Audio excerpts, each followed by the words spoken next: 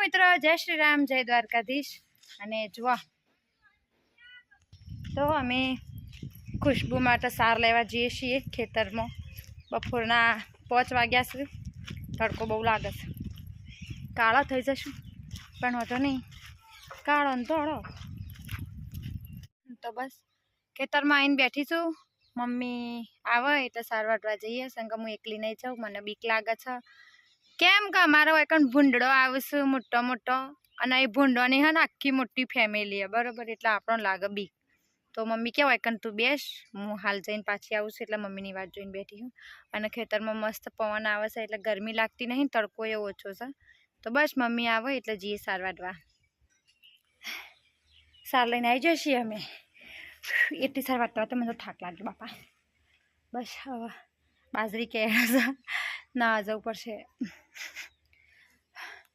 ગોતો થઈ જશે, થોડા નાતા આવીએ અમે, બસ પાછો વાત કરીએ તમારે ગાતી હો। તો નાહી ધોઈ લીધું છે, ઘરે તો છે ને નાઇટીઓ જ પહેરવી ગમું છું, કેમ કે ગરમી એટલી થાય છે ને કે કશું બીજું પહેરવાનું મન નહીં થતું।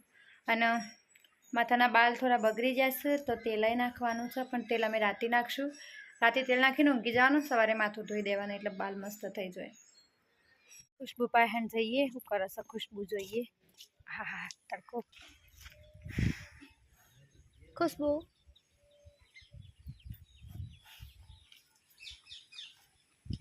ના પાડસ પડું ના નજીક ઉતારા થોડા ત્યાં અડવાન ના પાડસ।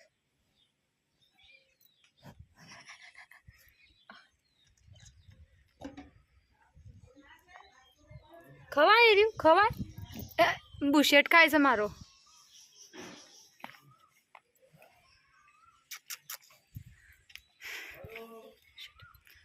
અમારી ખુશ્બુ બહુ ડાઈ છે આમ, શાંતિથી બેસી રહેવાનું, ખાઈ લેવાનો ટાઈમે અધૂરું મૂકીશ, હું ખાઈ લેવાનું જુઓ હાલે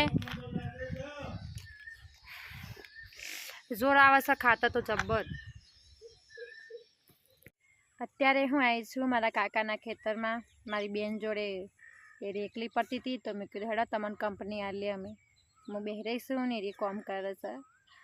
હા ગરમી જતી રહી છે, ત્યાં મજા આવે છે, ઠંડુ ઠંડુ વાતાવરણ થઈ ગયું છે, બધું સારું લાગે છે।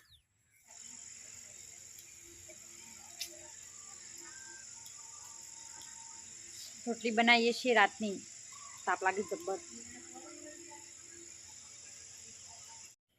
બસ રોટલી કરીને હું ગાર્ડનમાં બેઠી હતી, અને આજે ને બહુ જ કંટાળો આવ્યો, કશું જ કરવાનું મન નહોતું થતું, એટલે આ વિડીયોને આપણે અહીંયા જ પૂરો કરીએ છીએ। આવજો।